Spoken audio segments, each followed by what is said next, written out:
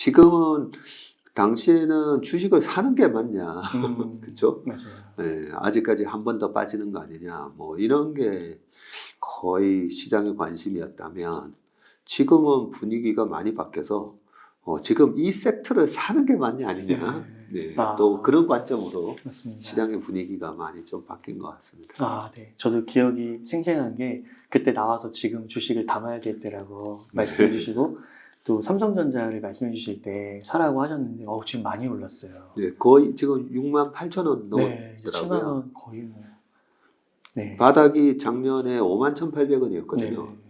네. 지금 바닥 대비는 34% 정도 오르긴 했는데 우리가 주식을 할 때 지금이라도 사야 되냐 아니면 지금 팔아야 되냐 잘 모르잖아요. 네. 왜 모르냐면 밸류에이션을 안 하셔서 그래요. 네. 네.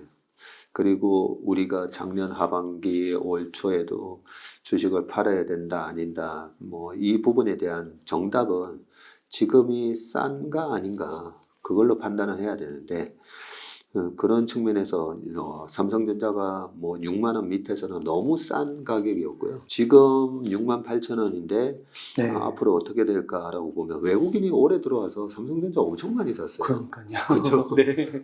삼성전자만 사는 것 같던데요, 네. 거의. 뭐 7조 샀을 때도 삼성전자만 6조고, 네. 뭐 10조 샀을 때도 삼성전자만 8조고. 그러면 왜 그렇게 살까? 그런 부분도 오늘 좀 얘기를 많이 나눌 수 있었으면 좋겠습니다. 지금 상반기 때보다는 말씀해주신 대로 분위기가 상당히 좋은 것 같은데 앞으로는 조금 어떻게 좀 진단을 하고 계신가요? 항상 중요한 게 이제 앞으로 어떻게 할 건가 네. 부분인데 방금 밸류에이션 얘기를 했었잖아요. 우리나라 그 분기 실적 발표할 때마다 올해 상장사 전체 분기 실적이 뭐 얼마 나왔다 이렇게 나오잖아요. 네. 원래 뭐 작년 초만 하더라도 2023년 되면 전체 영업이익이 한 250조 정도 나올 거다 이렇게 예측들을 했었거든요. 네. 증권사에서. 네. 근데 올해 지금 예측치가 얼마냐면요. 170조예요. 네. 한 80조가 훅 떨어졌죠. 떨어진 이유 중에 가장 큰 부분은 물론 반도체이긴 한데 그런 측면에서 기대치가 굉장히 이제 낮아져 있어요. 과거에 한 20년 동안의 주식시장이 언제 가파르게 올라갔었는지를 보면요. 컨센서스 대비 실적이 서프라이즈하게 나올 때 네. 근데 그 컨센서스라는 게 250조 나올 거다 했는데 260조 나오는 것보다 지금 이런 경제 상황에서 이런 고물가 금리에서 기대치가 250조에서 170조로 이렇게 많이 다운이 돼 있었는데 네. 그때부터 아니네 이 정도 그렇게 나쁘게 안 나오네 할 때부터 주가가 강하게 올라가더라고요. 그게 2017년 18년도에도 그랬고 과거 2005년 6년에도 그랬었거든요. 그런 측면으로 보면 기대치는 낮아져 있는데 실적들이 나오는 거 보면 올해 들어와서 대형주 중에 가장 또 많이 오른 주식 중에 하나가 물론 하이브 같은 것도 올랐지만 네. 시가총액 10위 안에서 제일 많이 오른 것 중에 하나가 현대차 기아차예요. 네. 네. 그래요? 네. 기아차 같은 경우에 한 45%, 50% 가까이 올랐어요. 그렇구나. 올해만. 네. 많이 올랐죠. 좋은 건 알았는데 그렇게 많이 오른지는 몰랐네요. 그렇죠. 네. 현대차도 35% 가까이 오르고 그리고 얘네들 왜 이렇게 많이 올랐지 보면 어닝 서프라이즈가 났잖아요. 기대치는 낮아져 있는데 뭐야 이런 실적이 나와. 그랬을 때 이제 주가가 올라가는 건데 그러면 하반기에 기대치보다 못 나올까 아니면 이런 실적이 나와? 그게 이제 관건이거든요. 네. 아직까지 시장을 좀 비관적으로 보시는 분들은 아니야 기업 실적이 이제 깨질 거야. 근데 사실 올해 1분기도 되게 안 좋을 거다 했었잖아요. 네, 맞아요. 네. 근데 안 좋을 거다라는 부분이 다 작년에 주가가 선반영을 해서 삼성전자 사실 쇼크 나왔어요. 8천억 뭐 1조 얘기하다가 뭐 6천억 95% 마이너스 뭐 네.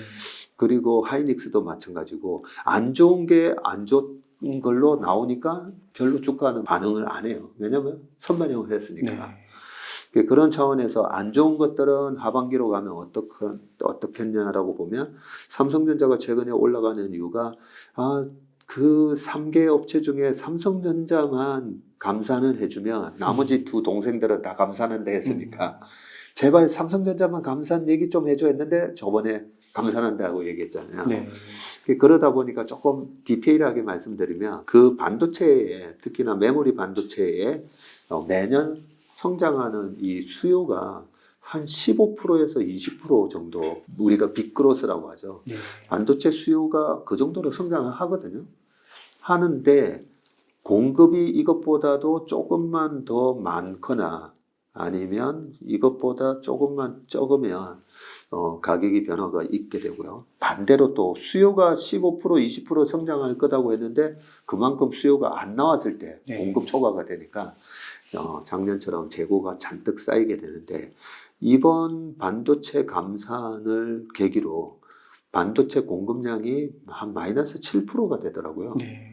7%가 되는데 수요는 작년에 반도체의 큰 메모리의 세 가지 수요의 축인 PC, 모바일, 네. 그리고 서버. 네. 모바일이 작년에 많이 안 팔렸잖아요. 핸드폰이. 네. 네. 연 많이 팔릴 때 15억 대 정도 팔리거든요. 네. 핸드폰이. 근데 작년에 13억 대도 안 팔렸어요. 그러니까 2억 몇천만 대가 덜 팔리다 보니까 그 15억 대를 생각해서 메모리를 생산을 했더니 또 수요가 안 따라줬던 거죠. 그게 다 재고가 됐던 네. 거거든요. 그런 부분들을 감안을 해서 감산을 하는데 올해 하반기 생산은 7% 줄여버리는데 오히려 수요는 지금 약간씩 이연 수요가 살아나고 있죠. 네. 네, 그런 부분들을 보면서 야 빨리 재고가 우리가 생각했던 것보다 빠르게 그 재고가 줄겠구나. 그러면 뭐 화학 제품이든 반도체든 사이클 산업은요. 사이클 산업은 이익이 많이 날 때 주식 사면 항상 필패잖아요. 네. 그러면 이익이 안 날 때 뭐 되게 어렵다고 했을 때 사야 되는데 가장 최적의 타이밍은 이 재고가 딱 줄기 시작할 때. 네. 줄기 시작할 때부터 딱 사는 거거든요. 네. 그런데 원래 전망은 재고가 3Q 정도 돼야 준다라고 예측을 했었어요. 네. 삼성전자의 감산 발표가 있기 전에. 근데 감산 발표를 확 해버리니까 이 메모리 수요처에서 야 이거 잘못하다가 3Q가 되면 비싼 가격에 사야 되는 거 아니냐. 그러면서 고객사에서도 빠르게 이걸 사야 되는 거 아닌가 좀 들어오고 그 다음에 챗GPT라는 새로운 AI 쪽의 수요가 갑자기 빵 터지고 그러면서 지금 주가가 올라가는 거거든요. 네. 그러면 재고가 줄기 시작하는데 주가가 이제 올라가면 이 삼성전자는 언제 팔아야 되냐라고 보면 이제 다운 사이클이 어떻게 보면 끝난 거예요. 네. 끝나고 새로운 사이클이 이제 시작이 되는데 와. 그 새로운 사이클에 시작이 되는데 주가가 올라오는데 무릎에서 팔면 얼마나 억울해하겠어요. 네. 지금은 무릎 정도가 아닌가라는 생각이 들고요. 이번 사이클에서 그 챗GPT가 쏘아 올린 이 수요 모멘텀으로 구글에서도 막 뛰어들고 아마존도 사고 뭐 그죠. 다. 네. 카카오도 이번에 뭐 그래픽 만드는 생성형 이미지 만드는 그런 부분도 하고 네이버에서도 그죠. 네. 네, 똑같은 생성형 AI 한다고 해서 박차를 가하고 있거든요. 이런 엄청난 새로운 수요가 또 탄생을 하고 있으니까 삼성전자 같은 경우에는 하반기 내년 초까지 오히려 주가가 좀 강할 수가 있기 때문에 전체적인 앞으로의 전망은 내년 상반기 한 1월 달까지 네. 주식을 들고 가도 되는 거 아닌가. 저는 그렇게 생각하고요. 그 다음에 조금 이제 세부적인 큰 그림을 말씀드렸었나 세부적인 전술을 말씀드리면 지금 부채 한도 협상 이거 제일 맞아요. 말이 많잖아요. 어제 미국 시장 빠진 것도 그 부분인데 부채 한도 협상이 타결되고 나서 시장이 크게 한번 빠졌던 게 바로 2011년이거든요. 네. 2011년 2월 달부터 7월 달까지 계속 지금처럼 계속 아니 협상해줘 이런 분위기였어요. 네. 근데 2011년도에는 누가 대통령이었냐면 버락 오바마였었거든요. 오바마 대통령이었는데 그때 공화당에서도 그때 잘 안 해줬던 거죠. 안 해주다가 7월 달에 협상 타결이 됐는데 8월 달에 S&P에서 미국 국채에 대한 신용등급을 강등해버리면서 주가가 한번 확 밀렸었잖아요. 네. 근데 그게 이제 주가가 빠진 트리거다라고는 돼 있지만 조금 더 디테일하게 들어가 보면 어떤 일이 있었냐면요. 2008년 금융위기가 있고 나서 2009년도에 QE1이라고 해가지고 1차 양적 완화 조치가 있죠. 그 1차 양적 완화 조치가 일단락됐던 게 2010년 5월이었고요. 공교롭게도 1차 양적 완화가 종료됐을 때 그리스 사태가 터졌어요. 그리고 2차 양적 완화가 시작되고 그게 또 종료됐던 시점이 바로 2011년 8월이었던 겁니다. 네. 그게 딱 종료되니까 또 주가가 뭐 확 빠졌었던 거죠. 거기다가 부채 한도 협상이 타결이 되니까 말 그대로 뭘 할 수 있느냐면 미국 정부가 국채를 또 발행을 할 수가 있는 거죠. 국채 발행 자체가 부채니까. 네. 네. 그러면 미국 정부가 발행하는 그 국채는 규모가 어마어마하거든요. 네. 그 어마어마한 규모를 발행을 하잖아요. 네. 그러면 국채를 사기 위해서 돈을 줘야 되잖아요. 네. 일시적으로 돈이 시중에 유동성이 확 빨려 들어가는 현상이 일어나요. 네. 그래서 2011년 8월 달에도 신용등급이라는 트리거가 있었지만 일시적으로 QE2가 종료되는 시점에서 또 그게 트리거가 되면서 확 빠진 그런 일이 있었기 때문에 이번 6월 달에 부채한도 협상은 어떻게든 다 타결이 될 겁니다. 레이건 대통령 시절부터 계속 미국의 부채한도는 이번에 아예 이거 없애버리자는 얘기도 나왔잖아요. 그 타결은 됩니다. 타결은 되는데 타결이 되고 나서 미국 정부가 또 채권을 빵 찍어야 되기 때문에 그 일시적인 한 달 정도의 충격이 있을 수가 있는데 그 충격을 잘 이용하셔가지고 지금 2200에서 2300 여기서 현금화를 시킨 분들이 되게 많으시거든요. 네. 그리고 1등부터 10등까지 우리나라 개인 국내 투자자 그리고 우리 사업개미 투자자분들이 사신 거 보면 전부 다 10개 중에 8개가 밑으로 떨어지는 게 좀 베팅을 많이 하셨더라고요. 네. 그 이번 6월 달에 부채한도 협상 이후에 나오는 일시적인 눌림목을 좀 잘 이용하셨으면 좋겠어요. 그러면 이런 눌림목이 나오면 또 이런 생각을 안 하고 있다가 눌림목이 나오잖아요. 이제 진짜 빠지나? 뭐 이렇게 또 무서울 거라고요. 네, 하반기까지 이어지나. 예, 이게 하반기까지 하반기에 경기 침체가 온다더니 1, 2분기에 안 오는데 침체가 하반기에 온다더니 야 이제 드디어 주가가 빠지는구나라고 해서 거기서 아무 대응을 못 할 수가 있거든요. 근데 아까 반도체부터 얘기해서 말씀드린 거를 보면 시장은 이번 6월 달에 조정 이후에 다시 뭐 7, 8월 달에 약간의 또 썸머랠리가 있을 수가 있다고 보기 때문에 이번 6월 조정을 조금 잘 이용하시면 좋을 것 같고 제가 지난번 1월 달에도 갔을 때 말씀드렸는지 모르겠지만 2월 달이 통계적으로 항상 약간 조정장이기 때문에 그때도 네. 1월이 허를 찌르는 상승인데 2월 조정 때 잘 좀 털고 나오시라고 말씀을 드렸는데 3월 달에 그 크레딧 스위스 사태랑 미국 지방은행 사태 때문에 거기서 너무 또 두려워하셔가지고 주식을 많이 파셨더라고요. 그러네요. 좀 돌이켜보면은 진짜 그때 샀어야 되는데 진짜 그런 분위기 속에서는 사기가 너무 어려운 것 같아요. 무섭죠. 근데 네. 우리 옹달 책방의 이 시청자분들이 잘 생각해 보시면 네. 모든 위기는 기회다. 저는 이걸 명심하셨으면 좋겠어요.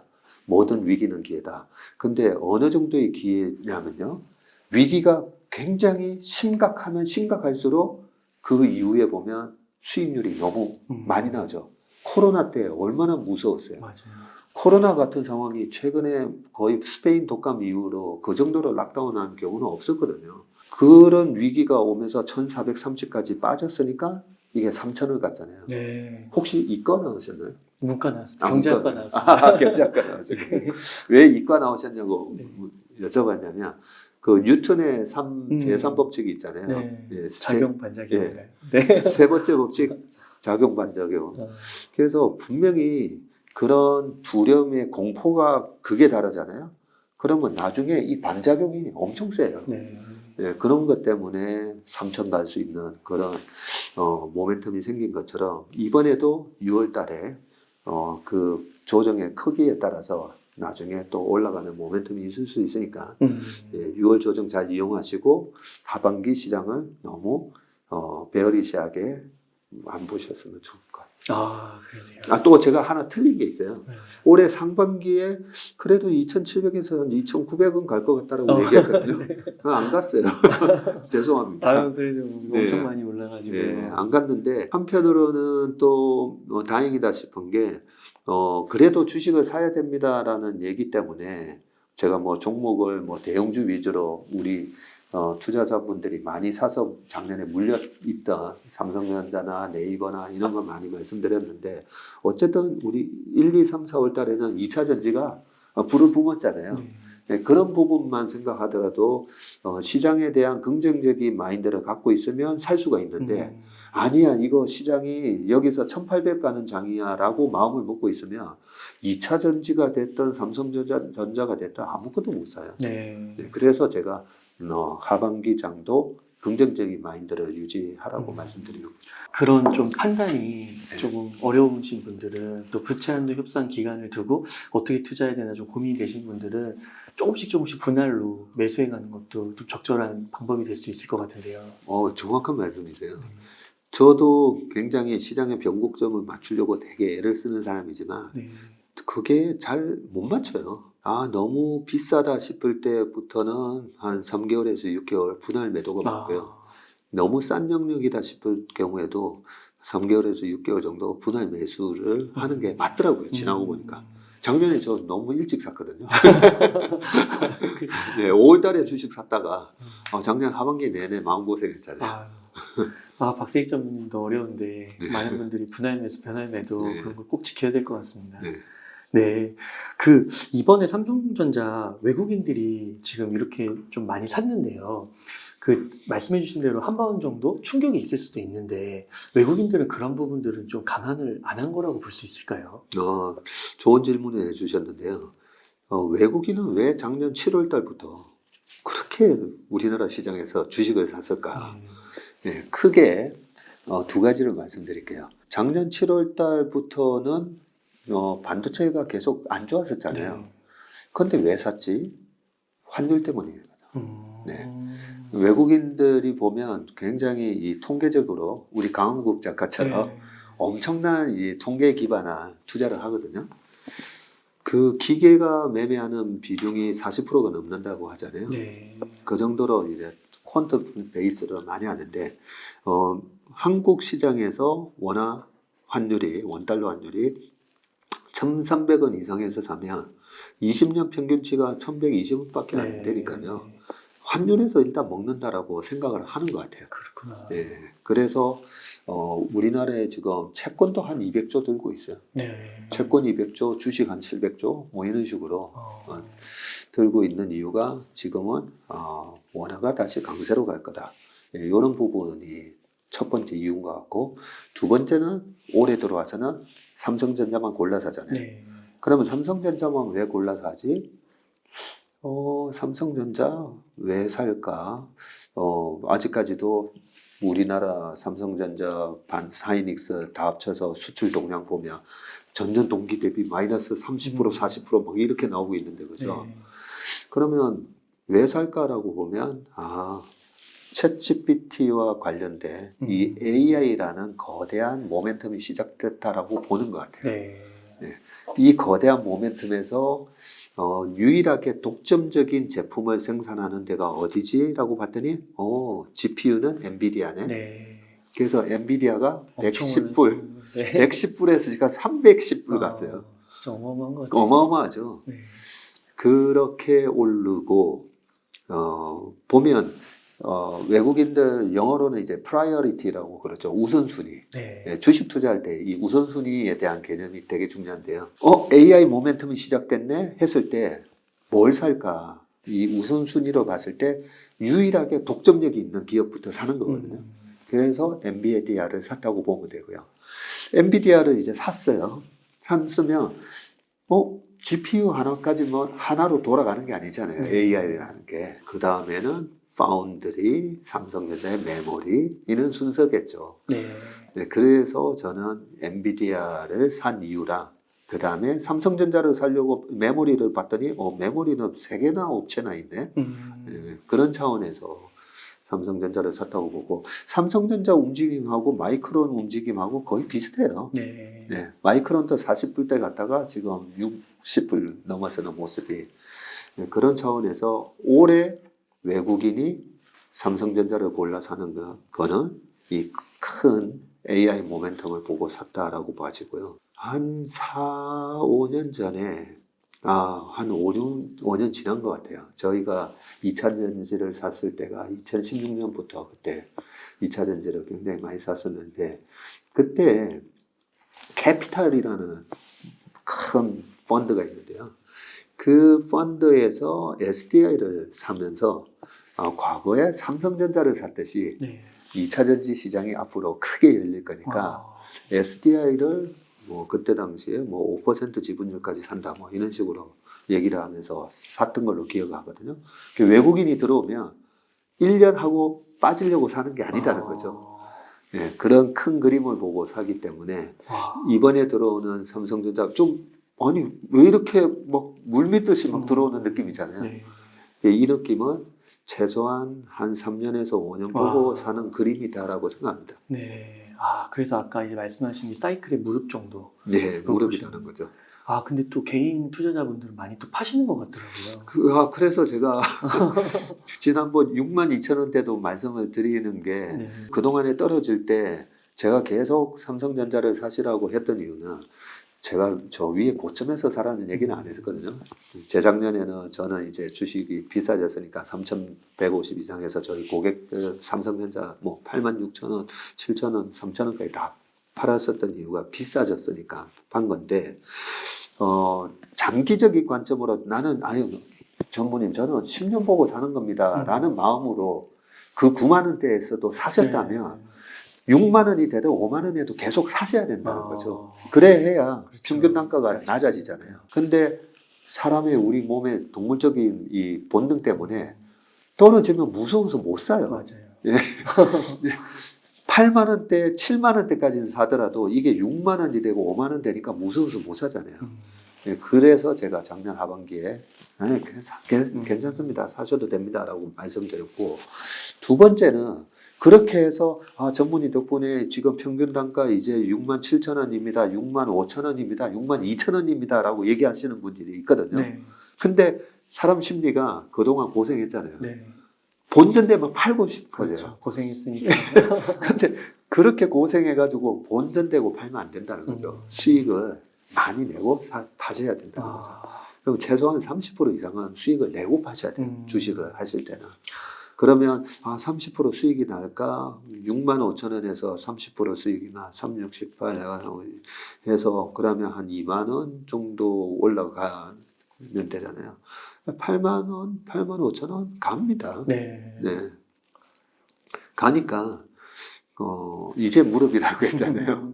네, 그래서 이 본전됐다고 파시고 싶으실 건데 본전됐다고 파시면 안 된다는 거죠. 네. 다음으로 2차 전지 좀 한번 여쭤보고 싶은데요. 네. 2차 전지가 정말 큰 관심을 받고 있고 지금도 받고 있는데 지금은 약간 이제 조정 기간이라고 할 수 있을지 모르겠는데 약간 가격이 왔다 갔다 하는 것 같더라고요. 하루. 그래서 2차 전지 조정을 좀 어떻게 보고 있으신지 궁금합니다.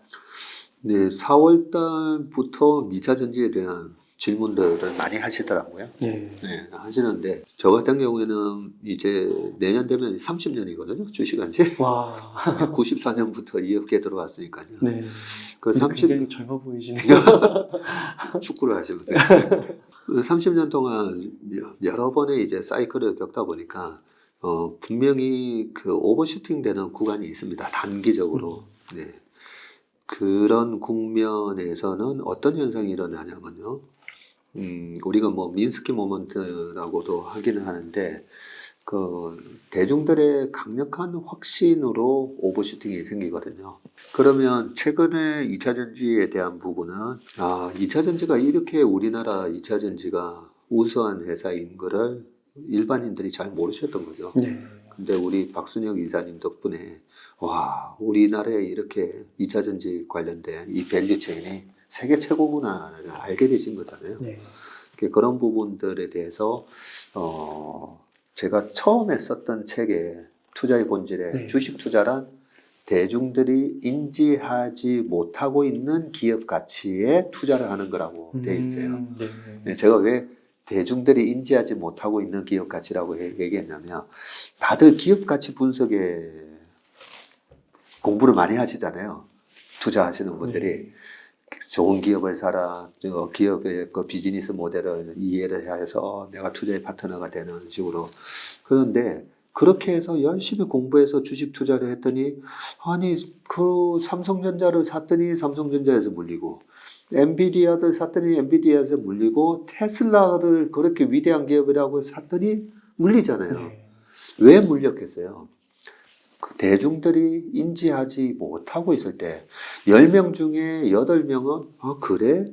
라는 시점에서 사야 수익이 나요. 네.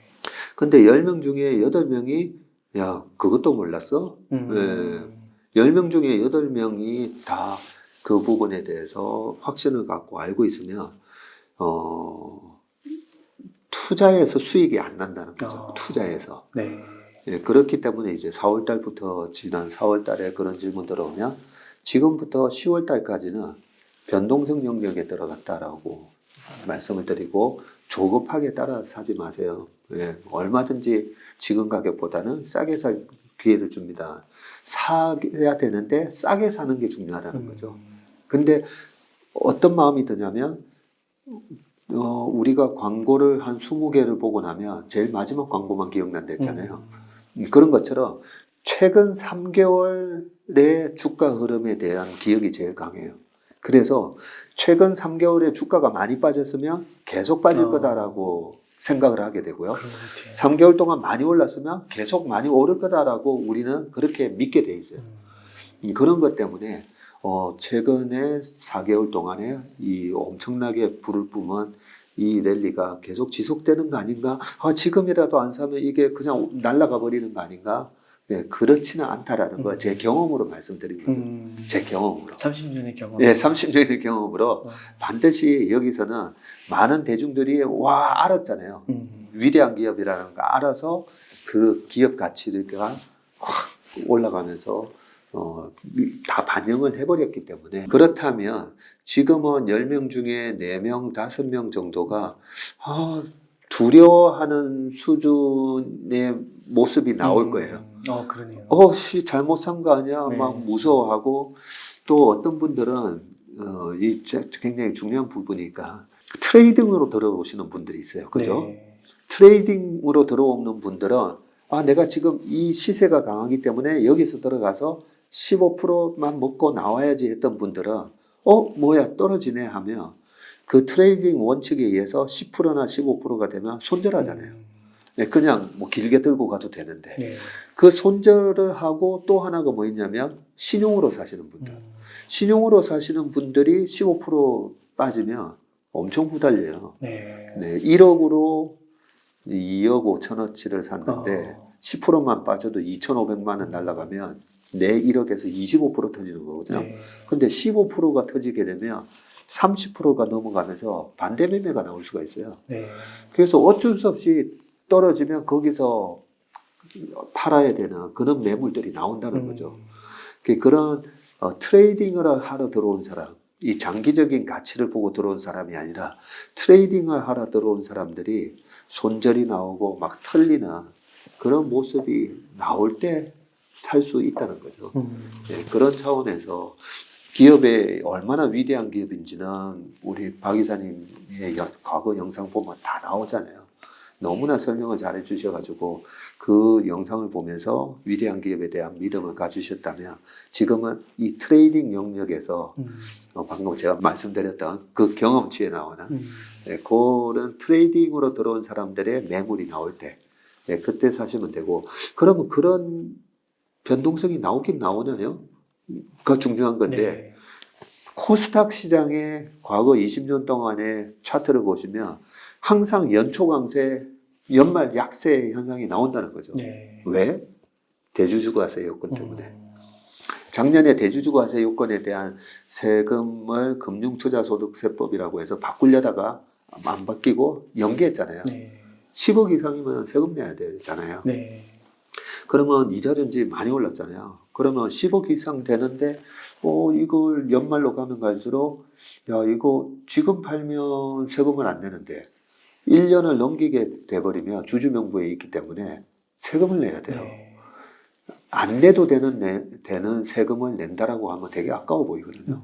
다 내야 되면 안 아까운데 네. 그래서 우리나라 코스닥 시장은 항상 10월, 11월 달이 되게 약한 현상이 나타난다는 거죠. 아무리 이 주식을 좋게 보고 있었던 슈퍼개미들도 그때는 줄여요. 네. 예, 줄였다가 주주명부가 폐쇄되고 나면 다시 사면서 항상 12월 말부터 1월, 2월, 3월, 4월이 강세가 나타나는 현상이 나타나기 때문에 10월까지는 그런 수급상의 변동성을 야기시키는 그런 모멘텀이 또 남아 있으니까 마음을 조금은 좀 끈기를 갖고 참으면 얼마든지 싸게 사는 기회가 나온다라고 말씀드립니다. 아, 그렇군요. 그래서 아까 앞서서 한 6개월 조정 변동성 이런 게 이어진다고 하셨는데 그런 것도 이제 지난 경험이나 이런 걸 보셨을 때 네. 그럼 지금이 5월, 6월이니까 올해까지는 말씀해주신 대주주 과세요건 같은 것도 있고 하면은 올해까지는 그런 변동성이 좀 펼쳐지면서 싸게 살 수 있는 기회를 줄 수도 있겠네요. 네, 그렇습니다. 아, 그렇군요. 그러면은 그 2차 전지를 조금 좋아하시는 분들은 뭐 이렇게 주요 기업들이 뭐 3년치, 5년치가 매출이 확정되어 있다고 하면서 지금 사더라도 3년만 버티면, 5년만 버티면 그 생각으로 갖고 사시는 분들이 있는데 그런 분들의 그런 행동, 그러니까 3년 보고 5년 보고 지금 사는 거 이런 거는 좀 어떻게 생각하세요? 그 주식을 잘 하시는 분의 스타일이 네. 그렇게 내가 확신을 갖고 있는 주식이면 아유 10,000원에 사면 어때? 20,000원에 사면 어때? 네. 10만 원 갈 건데. 아, 예, 그러면서 사시거든요. 그거는 투자의 고수들이 늘 하는 방법이기도 해요. 그래요. 네, 방법이기도 하는데 아까 말씀드렸듯이 대중들이 모두가 다 인지하고 있고 특히나 이 트레이딩을 하러 들어오는 사람들이 잔뜩 들어와 있잖아요. 그러면 무거워서 잘 못 가요. 네, 떨어지면 또 샀다가 조금만 올라가면 팔아먹으려고 하는 이 트레이더들이 대거 이렇게 들어와 있을 경우에는 그래서 장기적으로 보고 사시더라도 2만 원에 사서 10만 원에 10만 원 가면 그러면 500%이지만 10,000원에 사서 10만 원 가면 1000%잖아요. 네. 그렇기 때문에 이 변동성을 잘 이용을 하시라는 거예요. 아, 그러면 2차 전지 산업이 장기적으로 봤을 때는 유망하다고 생각하시나요? 요즘에 보면 반도체 산업하고 막 비교를 해서 뛰어넘을 거라고도 막 얘기를 하잖아요. 네. 그 부분은 그 누구도 단정을 할 수가 없는 게요.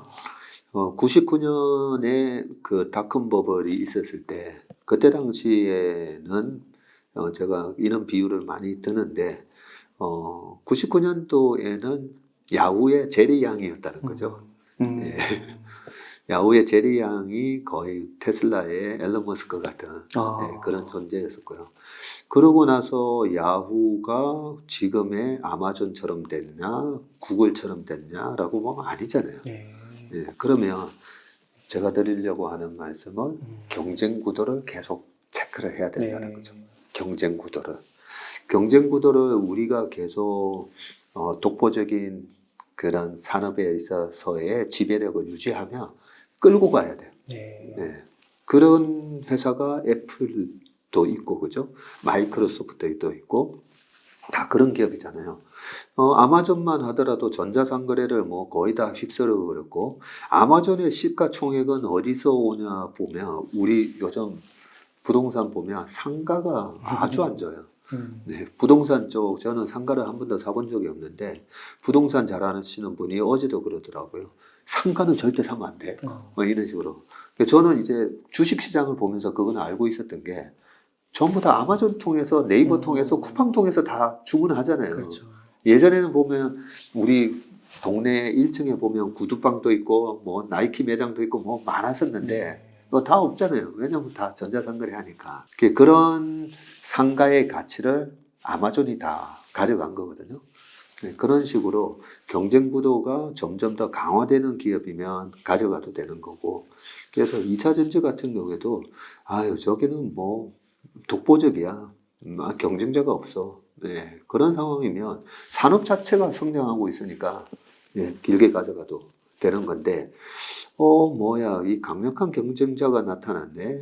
뭐, 예를 들면 예전에 우리나라 조선이 그랬었죠. 2007년까지 전 세계 조선 시장을 거의 싹쓸이 하다가, 중국이 하겠어라고 했다가 이제 중국이 컨테이너선도 들어오고 뭐 하면서 그러면 우리는 또 이제 LNG선으로 더 고부가 가치선으로 에코쉽으로 이렇게 올라가면서 밑에 거는 또 저부가 가치 그래 너네 중국에 해 하면서 물려주고 그런 과정이 이제 필요하게 되는데 그런 식으로 이제 강력한 경쟁자가 나타나는지만 잘 체크하시다가 강력한 경쟁자가 나타났다 싶을 때는 그럴 때는 이제 뒤도 안 돌아보고 주식과 결혼하지 말라는 그걸 명심하시면서 하시면 돼요. 그러니까요. 한 치 앞도 모르는데 3년, 5년을 바라본다는 게 참 그게 쉽지는 않은 것 같습니다. 그러니까 그 믿음을 가져서 지금 사더라도 중간에 꼭 팔로우업을 하면서 모니터링을 하면서 판단을 하라. 그러니까요. 예.